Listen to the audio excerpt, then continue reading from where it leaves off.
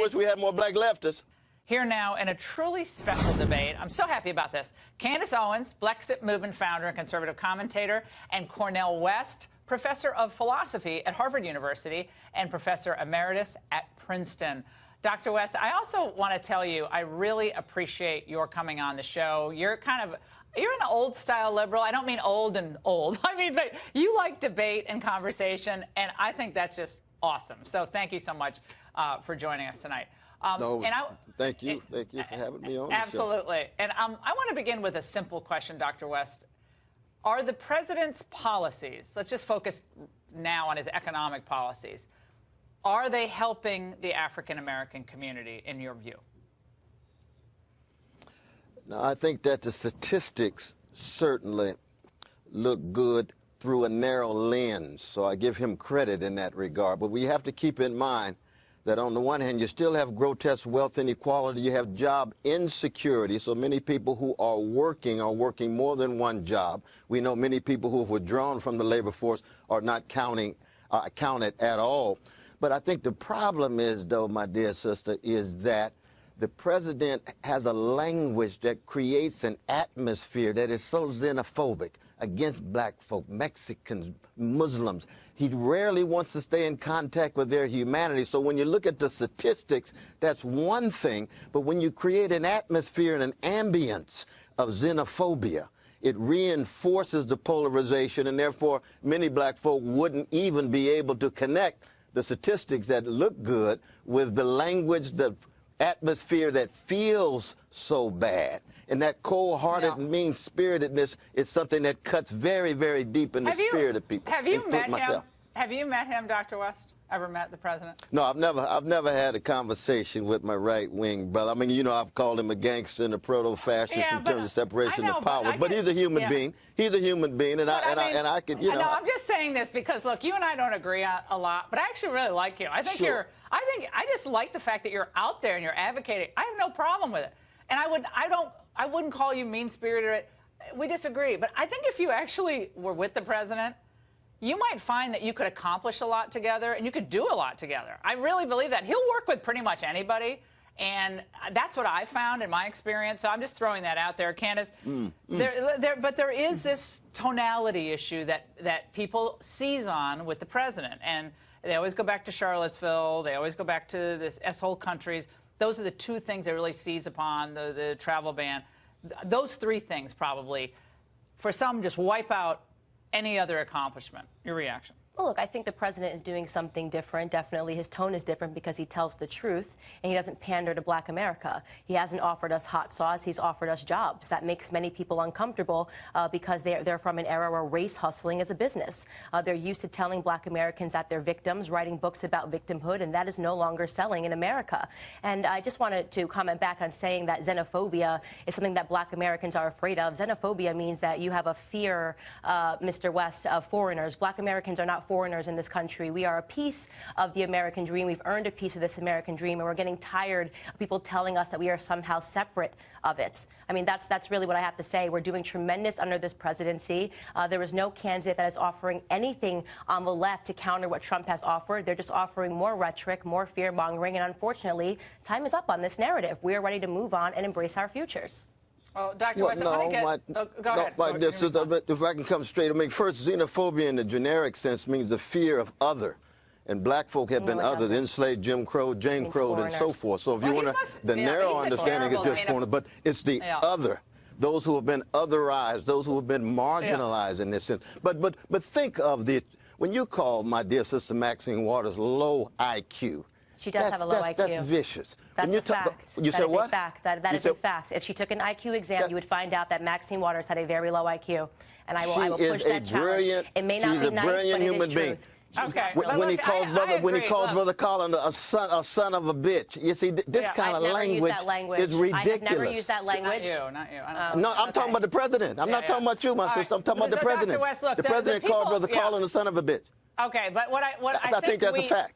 Yeah, I think the nasty language, it's on both sides. I mean, if they call him a gangster, a traitor. I mean, so we can play that game all night long. But I do want to get this out.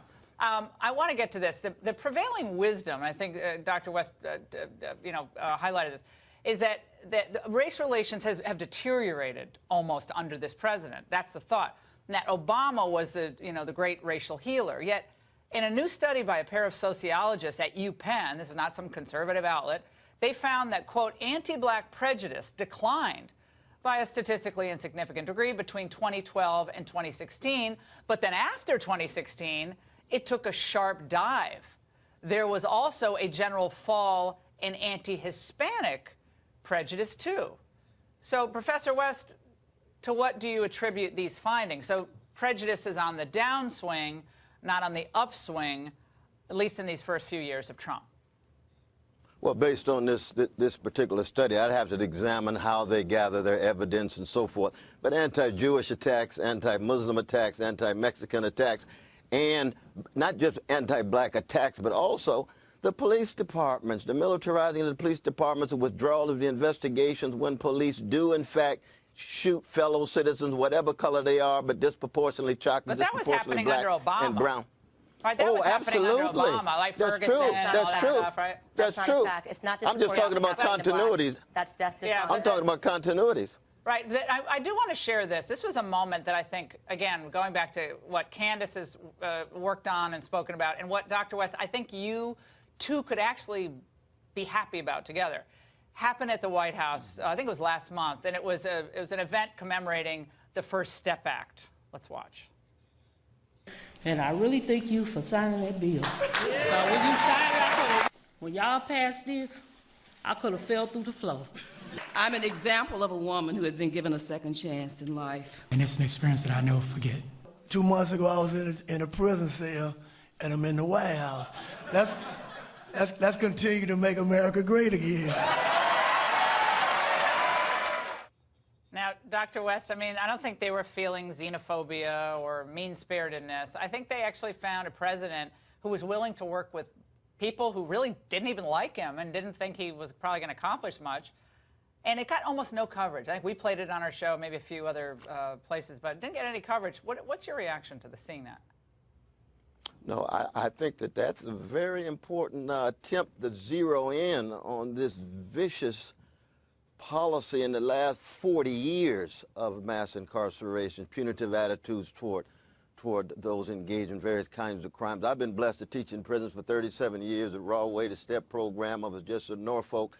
It's something that has an impact on the ground, and I'd give the president credit for that. It's not as if he has nothing to offer. It's just that the dominant orientation is still tied to what I'm critical of both parties, because identity politics for me is milquetoast neoliberal politics that don't talk about corporate power, don't talk about poverty, don't talk about militarism. But the Republicans still strike me as so cold-hearted, mean-spirited, and they're still tied to corporate power and Wall Street and won't hit poverty head-on. But when it comes to prison, when it comes to statistics, I give the president credit for that. But it's still small relative to what I'm looking for. I see it in neither both parties other than Brother Bernie Sanders, but that's another dialogue, as you know. Bernie Sanders. Well, we won't go into that right now. No, we won't go to that. But I have to go back to this idea of race relations under Obama, which I almost fell out of my chair in the CNN story that came out in October of 2016. They got worse. 54% of Americans said they got worse. Only 16% said they got better. This was at the end of the Obama administration. So as Cornel West said, you had Ferguson, you had Freddie Gray in Baltimore, you had all this stuff bursting out on the streets of America with the first African-American president in the White House, and that healing didn't seem to take place. Right. Look, at that point, I was on the left. So when Barack Obama first went into office, I was a liberal, and I changed my mind due to exactly what you're saying. He drove this nation apart. President Trump is bringing this nation together because what he is talking about is patriotism. Patriotism knows no sex, it knows no color, it knows no creed. The liberal media can ignore all the work that he's doing in Black America all they want. Every statistic in the world shows you right now that Black support for Donald Trump has doubled, and that is meaningful. And I'm telling you that by 2020, he is going to be the first president to crack the Black vote to the detriment of the Democrats. Hey, Professor West, I want to. Do you still do work in prisons? Do you still do it? Absolutely. Can I come with you? Can I come with you on one of your? You can come anytime you like. We're going to keep track of the humanity and rich imagination and intelligence of our brothers and sisters who are incarcerated to make sure they have a better chance to keep, and make sure that they can unleash their potential. But I say to Sister Candace that I like her independence of mind. I think she's going off the wrong screen, most though. of the Get in the time. I box. fight for her right to be wrong in that regard. But I would, I'll fight I for your would right wish to be that she wrong would too, have moved. Mr. West.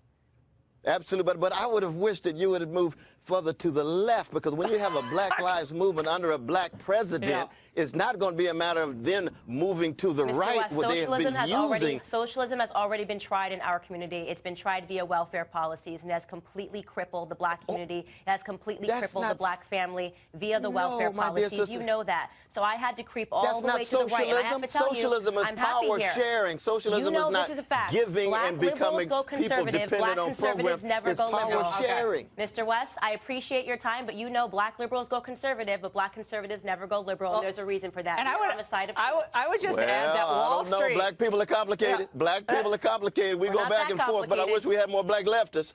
All right, guys, we got to go. This is a fascinating conversation. We have to have you both back. Thank you very much, Bye, both sir. of you, for being here.